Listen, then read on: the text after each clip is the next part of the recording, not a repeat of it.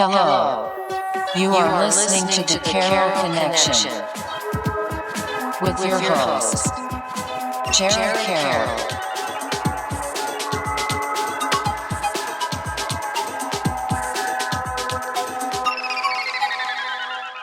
Hey everybody, welcome to the Carroll Connection. I'm your host, Jared Carroll, here to bring you guys another great episode. I did want to take a chance to shout out my last episode, episode 94 with Marley Dalton.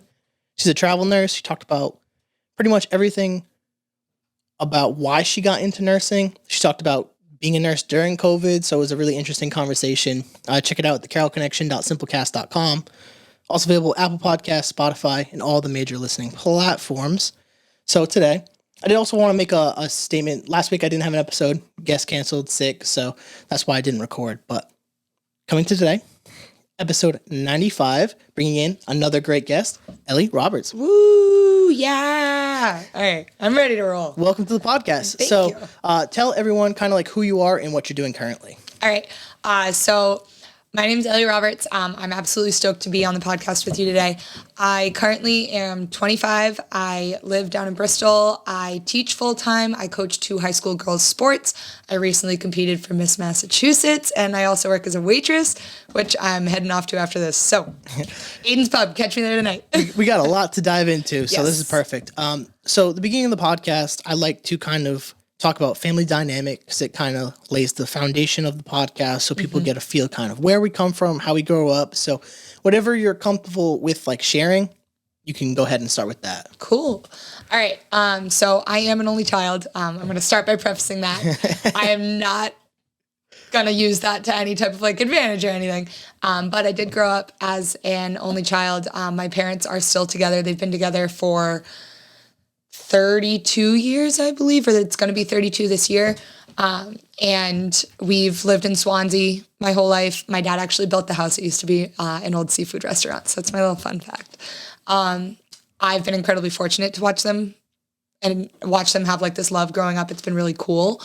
I was actually supposed to be a twin though. So there was, right? So there was almost 2 of me. But I didn't have any siblings growing up. It's just me and my parents.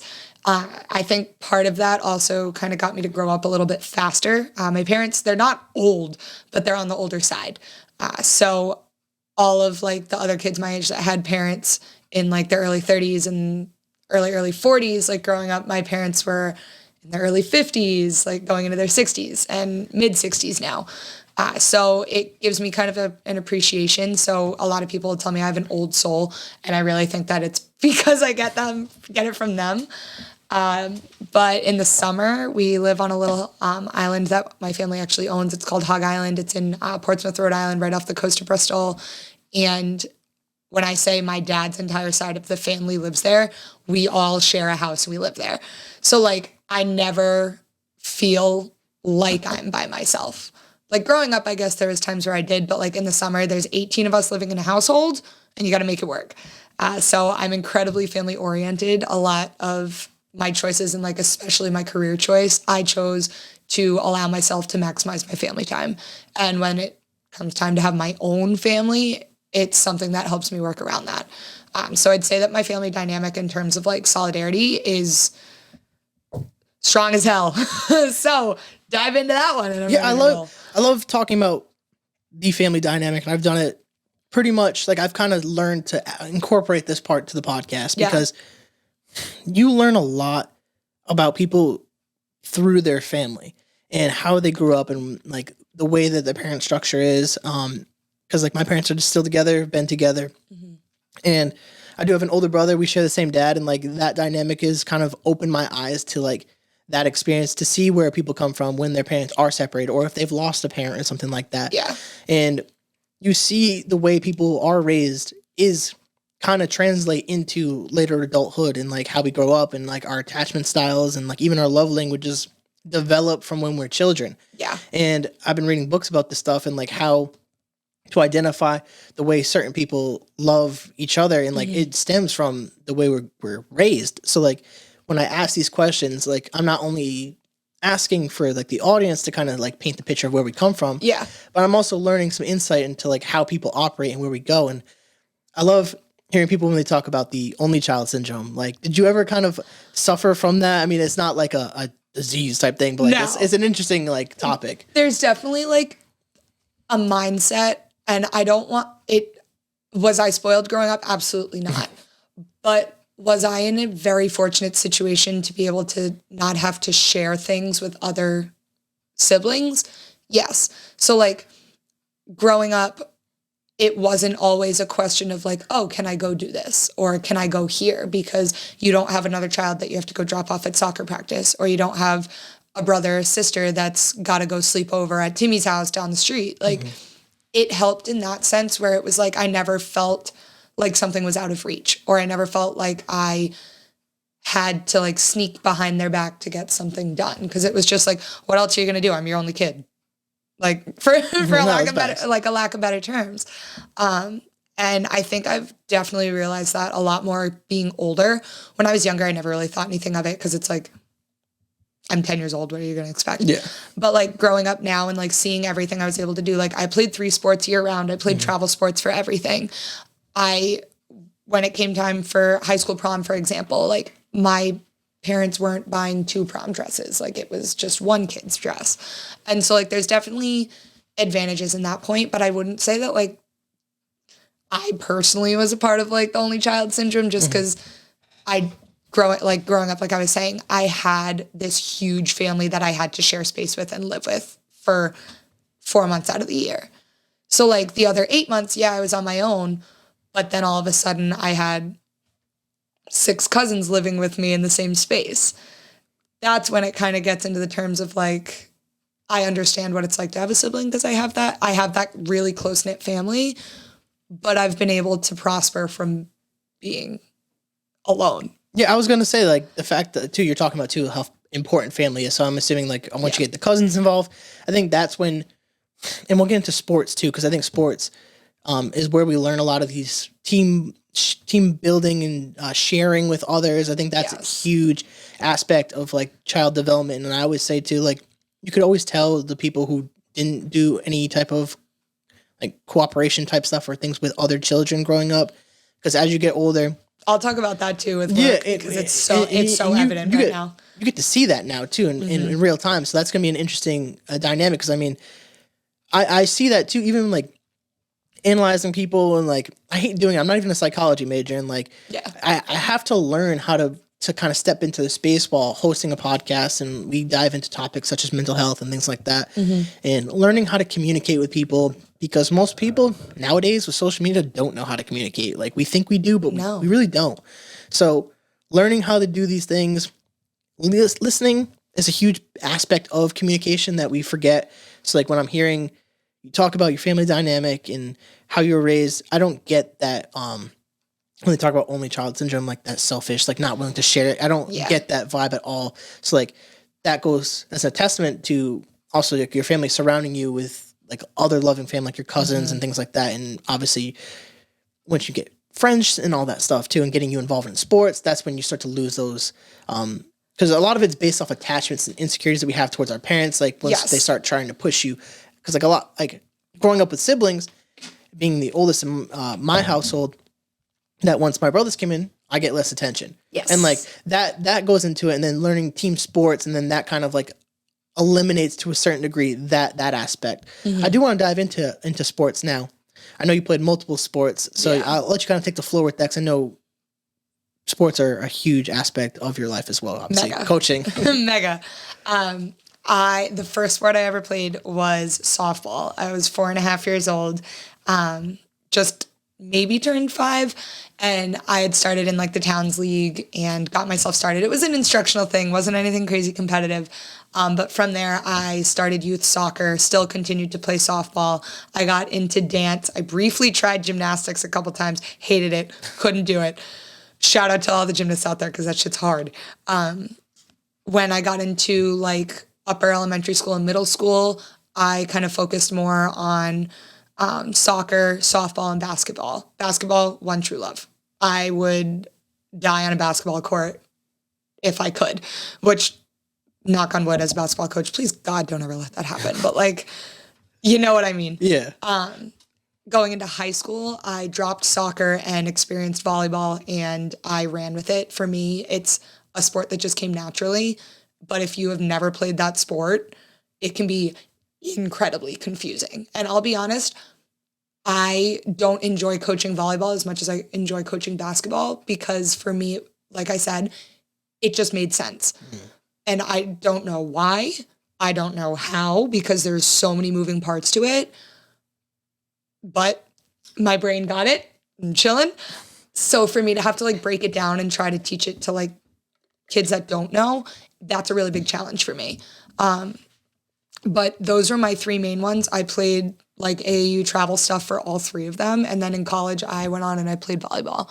And now as a elementary school phys ed teacher, I coach high school girls volleyball and high school girls basketball. And I was asked to do softball. I said no, because I need one part of the school year to myself. But it's really cool to kind of have like those full circle moments. But what I've noticed, especially now with like COVID having a pause on a lot of those things, the kids and like the generation coming up didn't get that full experience. Their cooperation skills are crap. And like, I don't mean that in like, I'm looking down on them. Like, I feel bad because I want to help them build those skills. And so it's incredibly eye-opening because like, I feel like I can cooperate with almost anybody. Are there people I'm not going to like? Absolutely. Is there competition that I'm going to rather not have? Yeah, absolutely. But like a whole part of the sports growing up is teaching you how to deal with losing. It's teaching you how to deal with being told no. There are teams that I tried out for, then they were like, nope. And I had to, okay, roll with it, move on to the next thing. It teaches you how to deal with adversity. Like, okay, you're injured. How are you going to come back from that? And these kids have missed out on so much of that.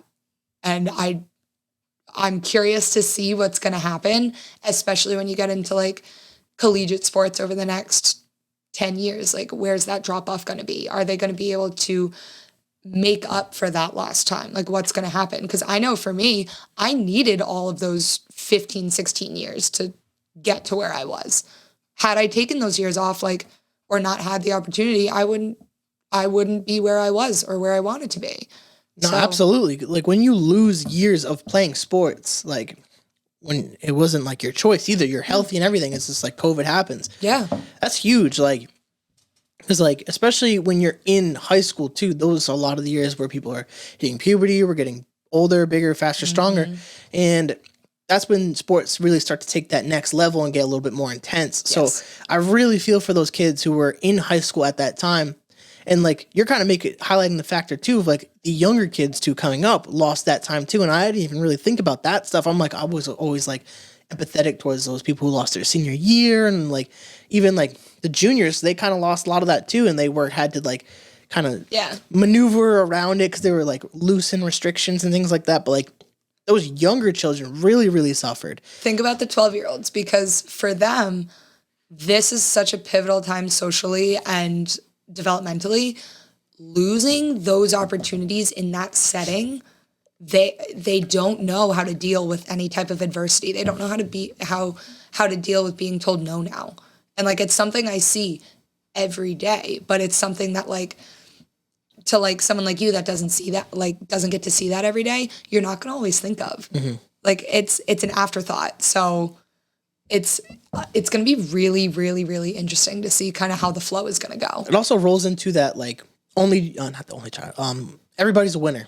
Yes. This mindset that's like, I saw it like as like I was leaving high school going to college, like it was starting to come up, and like I just fucking hated that shit. I'll be honest. Like you don't win unless you put I'm getting fired up. Go ahead. I love this. You don't win unless at the end of that competition, you are above your opponent. You do not win. I'm sorry. Really nice of you guys to hand out participation trophies. Why do I get a trophy if I didn't win? I was not the best at my craft. I was not the best at my sport. I was not the best dancer. I was not the best monologue reader. Like, why am I getting awarded for that? 100% agree with that. And I understand that like they're trying to do that to keep encouragement up, but there are so many other ways to encourage your kids. And it all falls back to your family dynamic, which here's our circle moment. Because if your family is encouraging you and they are supporting you in what you're trying to do, you are going to be 10 times more willing to work hard. You're going to be 10 times more able to like work through whatever is coming your way. So like, I understand that everyone wants to hand out a trophy, but how about you support your kid in what they need first? Don't just be like, oh, I'm really proud of you. Here's a gift. No. It literally goes back to what you said, losing. Like if you don't experience losing and failure, like you're not going to appreciate the wins in life. And like that goes to sports, I always say, translates right to life. Like there's so many life lessons. I learned a lot of the stuff I've learned in life came from the football field. Football was like my first love. And at first I thought it was baseball, and then I learned how grueling and tough football was, and I love the physicality because it's like you get popped in the mouth. What are you going to do? What are you going to do about it? You have to get back up, and I love that aspect of sports. Completely. Because especially in a team sport like football where like you have to rely on the next guy to do his job. Yes. And if one person doesn't do their job, the rest of the unit has to pick up the slack, or they can't do their jobs the right way. And I've noted, and it translate right into like I work in an office job, and like if someone doesn't do their job, everybody suffers, and everyone has to pick up the slack for that one person. And like I've been reading a lot more books lately, and like one of the things that I want to say was Jordan Peterson's book that I was reading, 12 Rules to Life, and he was talking about how a lot of employers would try to boost the mood of their employees, and it's like they always talk about that one bad seed can ruin it for everyone. And it's so true because like it infects everything. That one negative person will infect the entire team, and everything starts to crumble under that. Have you ever read the book, The Winner Within by Pat Riley? I've not, no. Okay, add that to your list because there's a whole chapter about, he calls it the disease of me. And it's how you can have one person have this selfish mindset. You can have one person be that negative energy, which is exactly kind of like what you're saying. And it spreads. You could sprinkle one thought into someone else's head, but okay, now one thought is going to become two. And Pat Riley really dives into that whole me mentality where it's like, no, if you're a part of a team, if you're on a team, it's we. It's all of us. If, yes, you have your job to do, you have your role, but if you're doing your role the wrong way, or you're worrying about being the star player on the best team ever, like you're going to completely throw off the rest of the machine. A team is a machine. It's got its gears, it's got its nuts, it's got its bolts, it's got its everything. And if one link of your chain isn't doing its job the right way, the whole chain's going to snap. It doesn't matter if the other 100 pieces are doing the right thing. Yeah, and I think right now, too, we live, and this kind of ties in back to the family dynamic, to sports, social media. We live in a me society. It's me first. And, like, I understand we use these buzzwords like self-care, self-healing, and all these these things. And valuable terms, valuable things to do. You should look inwards, be introspective, work on yourself, and all these aspects. Yeah. But a lot of that translate is to like, I deserve these things, this entitlement that's breeding through, especially a lot of children, because when they win all the time or get trophies for just participating, there's an entitlement that breeds, and it's not good for that whole team, the we aspect. When someone thinks they're entitled to something, it's going to affect the entire team. And if everyone feels they're entitled to something, no one's going to try to really actually put in the work. And like, there's no reward for working hard because you get rewarded for just showing up. Exactly. And it's like, we're going to kind of circle back to like the whole like self-care type aspect. Like when I was growing up, I got so deep into competition that which losing obviously would happen, but I would get so angry after losing. Like I would get irrationally angry. Like a lot of the times when you see like kids, they'll cry when they lose. I would get pissed, and I would completely like, I was 10 years old and I was sitting there analyzing every play of a basketball game. What psychopath planet do I live on that I needed to do that at 10 years old?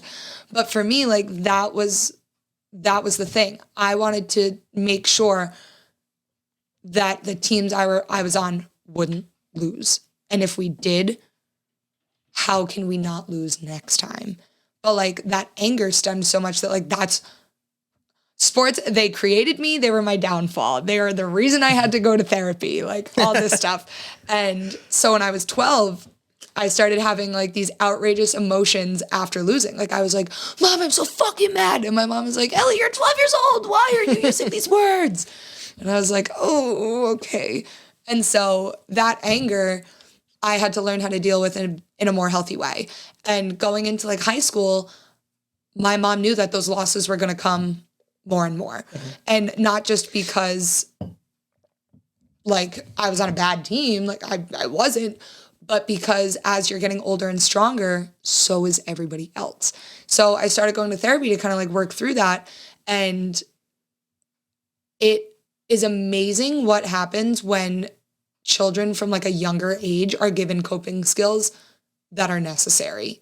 And I think that right now there's a lot of that missing because they're not getting the chance to lose.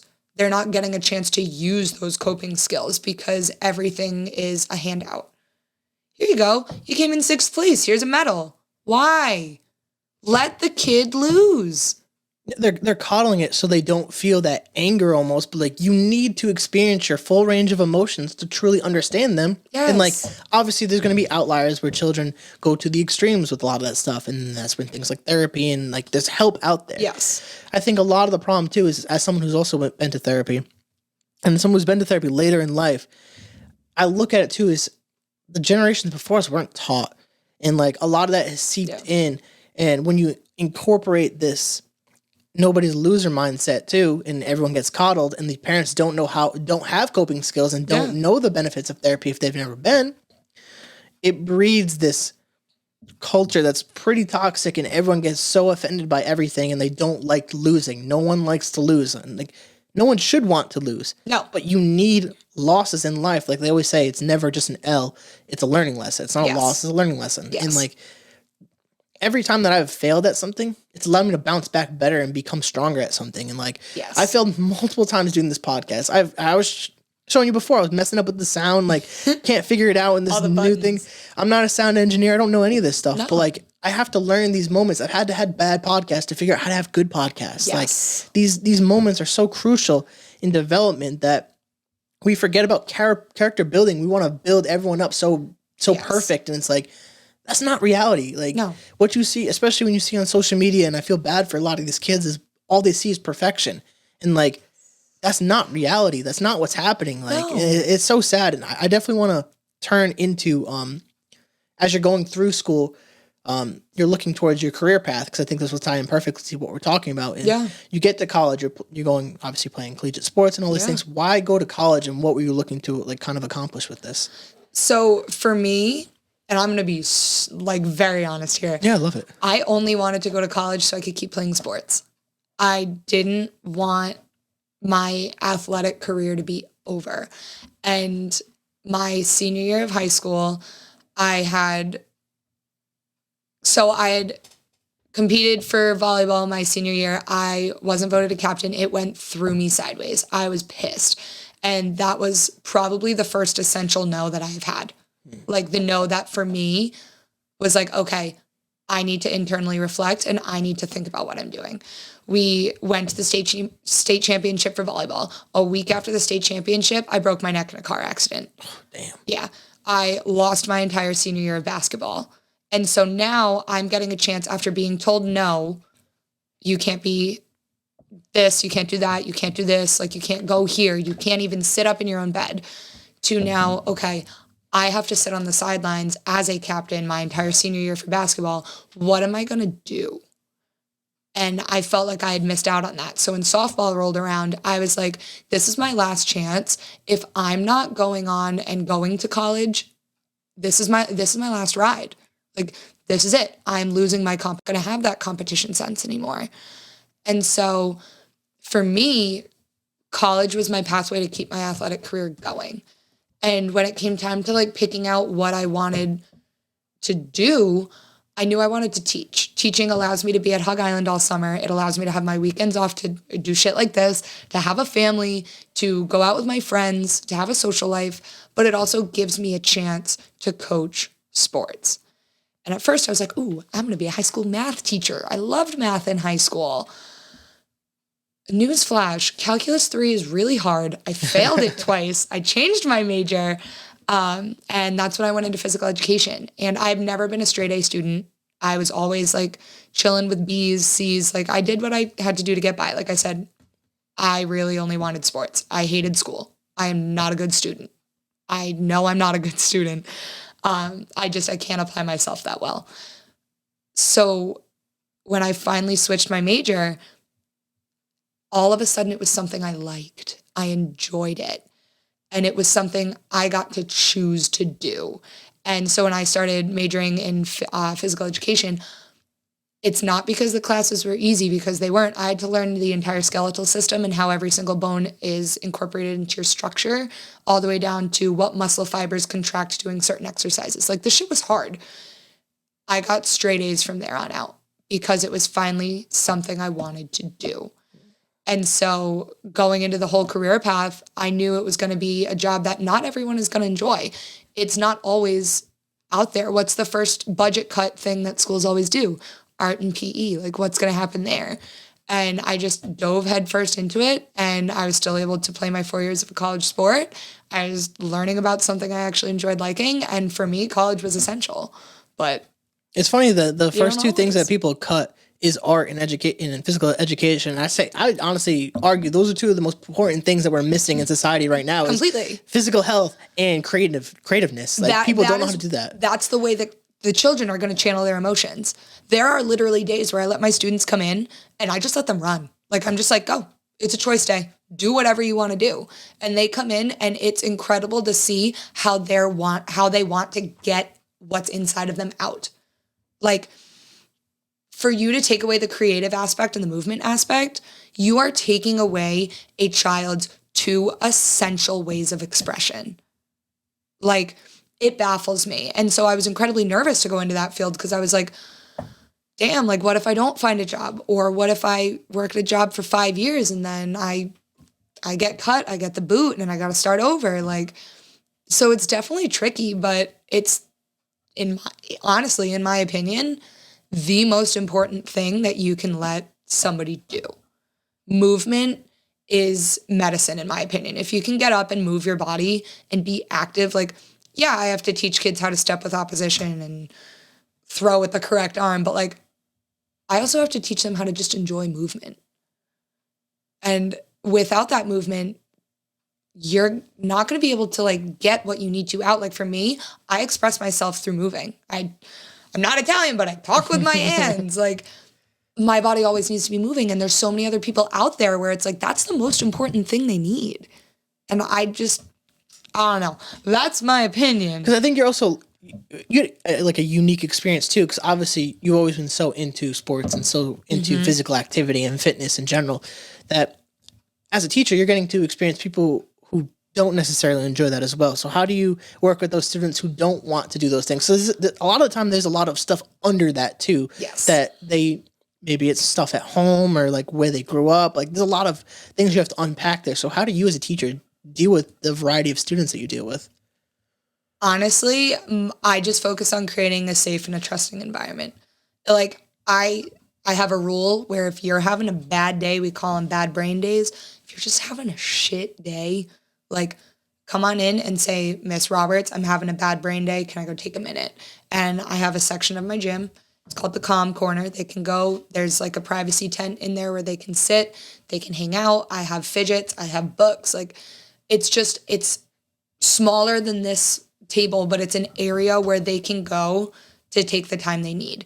And I think a lot of it just helps create that connection with them where, honestly, I might have maybe 5 kids total out of my 700 that'll sit out in a week. And it's simply because I think I've developed a really strong connection with them and a trusting environment where they know I'm not expecting perfect out of them.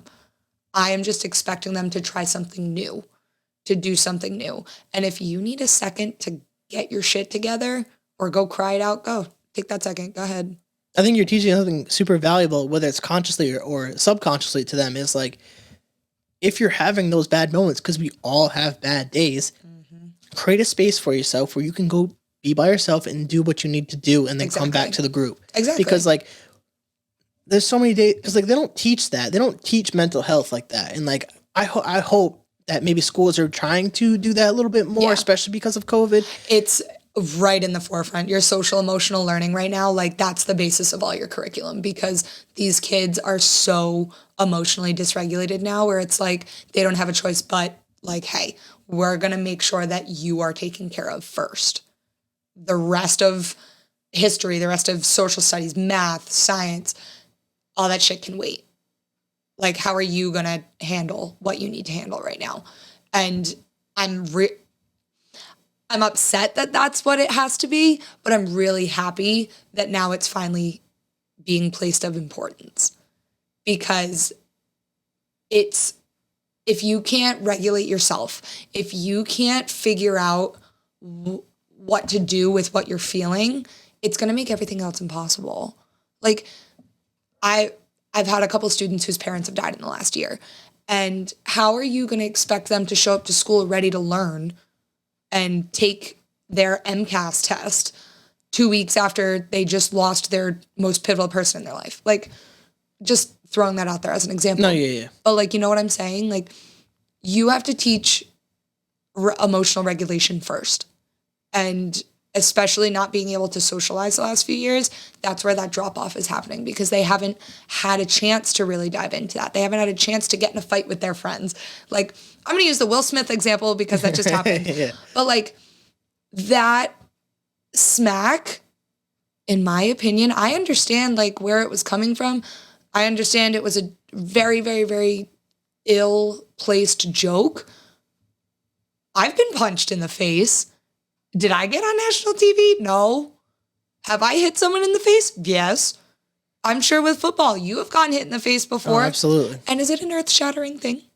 It's a reality check, but it's not earth-shattering. It's a reality check. And that's like, I'm not saying let your kids beat the crap out of each other, but like, you've got to let these kids have that adversity and have that emotional dysregulation to learn how to regulate it. So I think that right now, especially in the education system, like that's a huge forefront.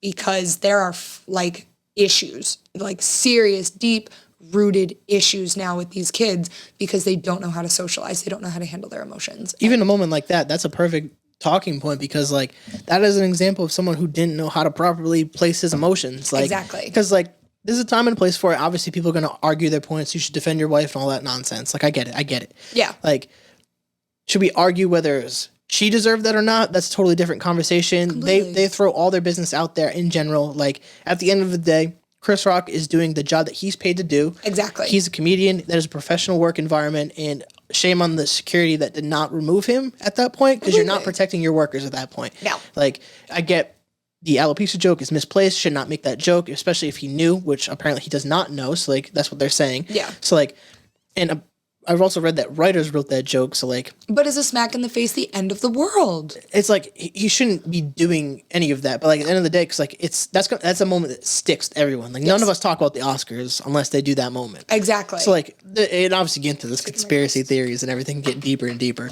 but like, that's a moment where like, people are going to look at that, and it's like, if I'm feeling something, I can get up in the middle of anything and just smack you just because I feel like it. Yes. And that's a problem. And I'm going to be honest, I've had kids do that. Literally just slam someone in the face. And I have to sit there and be like, dude, now I got to send you to the office, but like, why'd you do it? 95% of the time, it's a justified reason. But the other 5%, it's because they don't know what to do with it. Mm-hmm. And like the first time I ever got a punch in the face, I learned. Yeah, because there's value in it. There's value there. Yeah. But that's just one of those things where it's like you need to provide an area to safely channel and let those emotions out. And so I think for like me in my classroom, having that area has been a huge connector to them. Because even if they don't want to be there, they know it's okay to tell me that. Like, it's okay to say, Miss Roberts, I do not want to do this right now. I'm like, all right, go take a minute. Like, get yourself ready to learn. That is the one thing I say to them every time. I say, go do what you got to do to get yourself ready to learn. I think that's huge. And I love the physical aspect of it, being fit and all that stuff, because that's, especially when you throw COVID into the mix, that's something that in society is missing right now. And yes, it's never talked about, the diet and everything like that, like what you should try to put in your body. And like, because obviously we're people. We need to indulge and have some indulgence in life and I enjoy can finally stuff. indulge again. Like, yeah, we could dive in to that. So, your experience, like going down Miss Massachusetts, like, how did you go down this path, and what kind of like made you interested in doing something like this? It all stems back to the competition. So, this is the shout out to sports, but once my collegiate career ended, which I had competed before it had ended, one of my friends had a cousin who was a title holder, and she was like, "Hey, like you would be really good at doing this. You should try it." And so I did, and I loved it, but I didn't know what I was doing. Like I was kind of like, "Oh yeah, like whatever, ha ha ha." And then when my normalcy competition got taken away, I was like, what the fuck do I do with myself? Literally, what do I do? And so I got back into it, and I had competed again. And it's the same, like, so you prep for a football game, you prep for a basketball game, you go to practice every day, you go to your lifts as a team, you have your coach that helps guide you. It's the same thing. Like, I have a pageant coach who helps me with my interview prep. She'll ask me random questions. Like, if you were to ask me any question on the face of the planet right now, Jared, I could give you a formulated, articulated, beautifully said response. So, like, we can play that game in a little bit. But, like, I have a coach that helps me with my walk that I have to go. I've spent hundreds of hours wearing my heels, walking in my gym to, like, mimic the stage. It's the same type of competition. Only in a way, you're only in competition with yourself. Like, yeah, there were 77 other women there. But was I better on stage than I was the last time? Was I stronger in interview than I was the last time? Did I present my best self? And so I found it incredibly easy because it was already a routine that I was used to with sports. I didn't have to do anything crazy. I was used to having to eat to fuel my body. I was used to having to go to practice every day. Okay, now I go to the gym and get my workouts and bring my heels with me and do my walking practice every day. Like, it's the same thing, just different shoes. That's kind of how I look at it. Yeah, if I'm being honest. It's unpacking those habits that you learn in sports, because people just think, oh, sports, you get teamwork, you get cooperation, but then you peel it back. Consistency, hard work, a routine, like time management. Like, there's so many aspects behind that stuff. Is like when you peel the layers back of things, and like I've been trying to do that more and more as I've becoming this content creator in social media and making things and learning about people and learning experiences, that there's stuff behind the scenes that is going on. And like, you made a great point about competing against yourself and not against others, because a lot of us do that. I mean, is there value in competing with others and looking at what they're doing? Yes. But can it be detrimental? Yes. That's the problem, is like you see what A, B, and C person is doing, and you're at point D, and you're like, damn, look at where they are. Yes. I need to get where they are. And but it's bad. Like, that's not going to happen overnight. Like, if I look at the way one girl walks on stage, and then all of a sudden I'm like, ooh, she does a turn, but I don't do a turn. Oh my God, should I add a turn in? No, bitch, you have been practicing the same pattern. Stick with yours.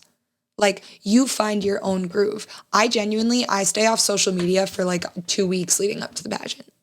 And like, I'll post things like here or there, but like scrolling through and looking at stuff, I don't do, because I follow all of my other competitors. I don't want to see what they're doing. I don't want it to affect what I'm going to do. Like, I could see someone post a picture of their platform, and it's like, oh God, it's 5 days to the pageant. I should do that too. So that way, if the judges look at my profile, like, no, why am I gonna do this just because I saw someone else do it? Like, it's not, in this sense, it's not the disease of me. It's how am I going to make sure that I am ready to go?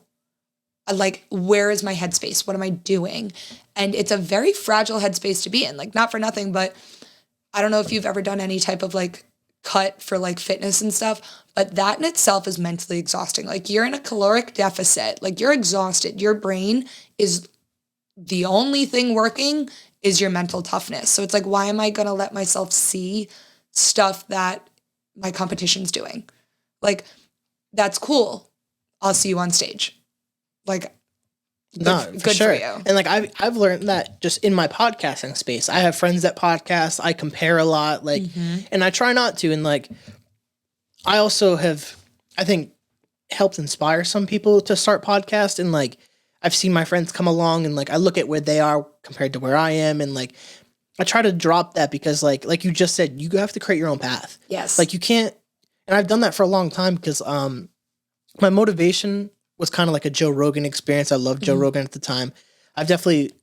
He's opened me up to like a lot of other podcasters. Yeah. And that is what I've been grateful for, is I've been able to see how people do things. I'm like, well, his is the Joe Rogan experience. Mine's the Carroll Connection. There's a similar tie to it. Yeah. And his free flowing kind of like open platform, just talk about whatever, like is something that I valued. And like how can I make it mine? What would make it me? Yeah. And something that mattered to me for a long time was always mental health. It's something that's been involved in my family with mental health issues and such. But I kind of tried to figure out my own path. And like, you see how other people do it, and you take notes, and you could take from other people. You can take inspiration from others, which is valuable, but you should not see what they're doing. Oh, they're doing this episode. This is how they're posting their post. This is how they're creating their social media content. Like I see it, and I'm like, I'll see good things, and I'm like, I'm gonna do things my way. Yes. And like, I'm gonna trust my process. I'm gonna keep doing it because my process is processing for me. Exactly. And that's a huge part of this problem that's in society, is like, and social media is a huge part of it. And like, the part that's not being talked about is how to manage this stuff. Yes. Because we've never experienced it. And I think as we get older, hopefully, social media is not going away. No, and that shit's here to stay. I always tell people too, like, that hate social media, I'm like, you can hate it all you want. It's a resume, whether you like it or not. Yes. Like, and I had to learn that when I was in Georgia and Texas and by myself, and I kind of had to look at myself honestly and openly, like, what value am I really providing outside of work? That am I providing to the world? And like, yeah. I really couldn't name a thing. And like, I'm working out, I'm doing all that stuff, but what's motivating me? And for you, it sounds like definitely like helping students, sports, putting yourself out there is like these aspects are helping create a positive impact on people. Like when you walk into the room, it's a positive energy. It's like the room definitely lights up when you walk in, because like, Thank you. it's easy to talk to, and like the way you communicate, and like I could tell that you're probably a fantastic teacher by the way you put yourself out there. I like to think so. Sometimes I cry a lot, but like, I mean, you're also dealing with students too. So I mean, some kids can be fucking ruthless. Like, yes, like that's a different topic. Because you said I could throw a question at you, so I've been thinking, just to keep it tied to the podcast. Hold on. Do you want a pageant answer, or do you just want like you can give pageant, or you can give a real answer. Let's do it. With COVID obviously affecting mental health and all these different aspects of our society, how would you help the youth of today deal with their mental health? So for me, I'm a firm believer that what you see is what's going to help kind of model what you're going to do. And so I try to be the best role model that I can be. And if that includes being open and honest about my own struggles, that's what I'm going to do. Because if I can provide a visual to a 12-year-old girl who doesn't know what to do with her emotions, but if I can say, hey, like, I had a conversation with my therapist a couple weeks ago about how I felt incredibly invalued. I was really struggling to feel appreciated in whatever I was doing, like pageant stuff, teaching stuff, friend stuff. Like, if I can be that role model and I can show younger kids how I do it, that's going to help them understand how they can do it. And even if it's something as simple as like having a conversation like this or posting about it on social media. Like if you go through my posts, there's some where it's like, I'm being wicked honest, like this is what I'm going through. There's others that are like lighthearted and silly. And I think it all just stems back to kids having the right role model. And if you don't know where that role model is going to come from, then you have to be that role model. And so I just choose to wake up and be that role model. That's fantastic. Thank you, but fantastic. Sometimes it's exhausting. Because like I feel that too, and like that's something that's part of the reason I've chosen this path is like, if I'm going to be on social media, might as well be open and honest with what I'm going through. Yes. And because like if people actually, I know I've posted like 95, this is gonna be 95 episodes. If you actually listen to the episodes, I'm pretty honest about everything that I'm going through in my life. I talk about my situationships, I talk about my dating, I talk about my work. To a degree, I keep work usually kind of like somewhat separate. Well, that can teeter obviously on the line of like professionality. Yeah, like what you do. I do accounting finance, so I keep it like somewhat to its own because I like to keep those two a little bit separate so I don't mix those two in case for legal reasons. But like in terms of just being honest with myself, my TikTok, I talk about my TikTok. I talk about I make like sad boy dating stuff and like how I've helped people in that aspect, and that allowed me to kind of step into my person a little bit more because what dating app, what social media app before TikTok really allowed you to kind of just be sad. Like you really couldn't post to be sad on any like Instagram. No, you're gonna get fucking people. You're gonna get annihilated. Yeah, Facebook, nope. MySpace, nope. Like Twitter, you're gonna get roasted. Like, but sad boy Twitter, it's out there. Yeah, it's out there. It's definitely there, and I'm gonna give it that. But TikTok, like, TikTok lets you be the most authentic, and it rewards too. For people being authentic. Does it reward the bad stuff? Sometimes, absolutely. I mean, all social media stuff is going to reward stuff. Attention is currency. Yeah. But that app, because I was never the most confident in my physical appearance either. And that app allowed me to get comfortable, because at first the podcast helped me get used to hearing my own voice. And like, so obviously some people don't like that. Which it can be really weird to hear for the, like, it's the humbling. first It's a humbling like, experience. Oh, shit. It's like, that's what I sound like? But like, that, once I got over that hump, easy. Once you start liking your own voice too, I feel like there's not much that can stop you. Absolutely. I agree with that 100%. Like, not to interrupt you. No, like, true. You know what I mean? People have said that, and like, I don't like to say this about myself. A certain line, I'm like, you have a good voice for this. Like, I like hearing the way you say things, the way you articulate things. I'm like, I appreciate that, because I try to be thoughtful of when I say things. I mean, I use this example. I've learned this through Joe Rogan too. The way I'm talking right now, I'm putting pauses. Sounds like I'm thinking deeply about what I'm going to say next, but I'm really not. No. I'm just spacing out my words, and it sounds more articulate, and it's, how do I say this? It's better for a podcast, because, I mean, when you're in a podcast, it's a little bit more intimate, it's deeper, you're having legit conversation. So, and obviously some people also listen to a podcast sped up, so like, that's part of the reason too. Yeah, so it's like wicked fast. But there's different ways to these communication skills that you have to learn, and I forget what I was tying that back to. Damn. What was I just saying before that? Ooh, we started a sentence and we didn't know where it was going. Yeah, I lost it because I forgot what I was tying it to. TikTok, thank you. And TikTok was the first platform that I allowed myself to like post videos of myself. And I'm like, at first, for sure, like people will say it's cringy and all that bullshit. And I'm fine with that. I don't care. I live and die. It's like a double-edged sword. I live and die by it.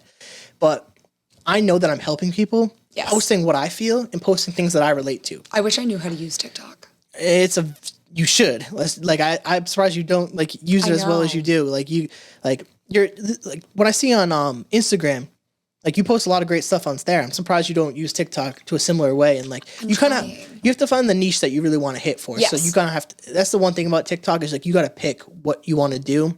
Which that's why good for you for being able to figure that out. I chose relationships because it's something that everyone relates to. Yes. And like at that time, it was something that I was struggling with, and I was looking for an outlet because I didn't have therapy at the time. So social media was the way, and then people who didn't know me could relate to me. And it kind of validated my own experience because people were like, hey, I feel exactly what you feel. Like you're not alone. And I was like, wow, this is actually a really amazing feeling. And I kept doing it, and I've made amazing friends off of it. Mm-hmm. So my advice for TikTok is always like, you got to find who you want to reach and who you want to speak to. Yeah. And also TikTok's very interesting because I've tried the positive aspect of things and being like a healing type on social media, and it doesn't reward that really. And it's interesting. It rewards negativity. Yeah. And like, it's sad that it does that, but I'm using it as like a chance for people to, I always tell people, if you end up on my page, you follow me, I don't want you to stay here. Like, use what you need, get what you need from this, and move on. And then go. Yeah. Like, that's what I want. Cause like, you shouldn't be suffering from heartbreak and things like that for that long. Don't stay here for too long. No. You gotta let yourself feel it and then move on. Like, the current boyfriend I have, he is the first actively incredibly healthy relationship that like I've experienced, and it's a breath of fresh air, because before then, we'll go back to like right around a year ago. I had been seeing this guy and it just ended really shit, like just shit ending. And I was really upset about it. And for me, that was something that like, I couldn't ruminate on. Like I had to feel it and let it go. Cause it's like, if you stay in that negative space for too long, it's hard to get out of. Yeah. Something I experienced. Like, you sit in it too long. It's bad. It rubs, it'll rub off on people and people won't want to be around you. And like, I had to learn that. I had to learn how to like shake this. And for me, I chose therapy. Therapy was like an amazing outlet for me. Love my therapist. I actually finished last October. I can always go back to it. That was the point that we made. It was like I made so much progress, and I was doing the things that I needed to, that I could take what I learned and go on my own. And if I even need to go back to my therapist, I can. And like, because it was one of those things we'd meet when it was like, I'm doing pretty good. I don't really have much to talk about. And like, that's best case scenario with the therapist. Where you don't have issues that you need to address. Like, so that's a positive thing. I always try to like put that out there with the mental health aspect. We are getting towards the back end of the pod. I want to do that. Is there anything that we didn't hit on that you want to mention before? I have like one more question for you. No, dude. I was gonna say, do what you gotta do. This is your show. I'm the guest. We've hit a lot of great topics, pretty much a lot of the bullet points that we laid out beforehand. So as we're wrapping up, the last question that I always ask my guests is, what would your advice be to someone who wants to pursue their passion? Just fucking go for it. Quite literally, just do it. Sign yourself up for whatever it is, commit to it, and say, see you later. What really kind of kickstarted me actually doing what I wanted to do, when I was in college, I had a opportunity to go down and do a service trip in the Dominican Republic. And I got to go down and teach students at one of the schools in one of the towns there. And I wasn't staying in some like nice hotel. It was some random place in this little downtown street.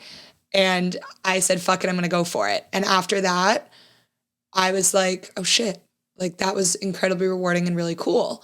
And fast forward like 6 months, I had another opportunity and I got to go to teach abroad for a substantial amount of time. Like not like some willy-nilly like 1 or 2 week thing. Like I was gone for months, and it was down in Central America. I was off the coast on a tiny little island, and it was just me and my current roommate now. And we did it. And quite literally, it was because I signed myself up for it and said, fuck it, I'm going to do it.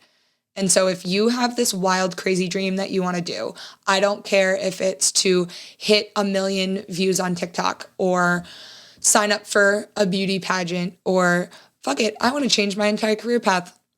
Do it. Just freaking do it. Love it. Perfect way to wrap up the podcast. Ellie, I appreciate you coming on the podcast, being vulnerable with me and sharing your life story. And this has been fantastic. So again, appreciate you coming on, because it's not easy to do these type of things. And like, I appreciate anyone that can sit across from me for multiple hours and have a conversation and do it in front of camera and all that stuff. So I got you. Appreciate you. No problem. For you guys on the podcast, if you guys like it, please rate, review, subscribe, share with your friends, share with your family, share with your grandma. You can check it out, the Carroll Connection.simplecast.com. Also available Apple Podcasts, Spotify, and all the major listening platforms. So until next time, guys, peace.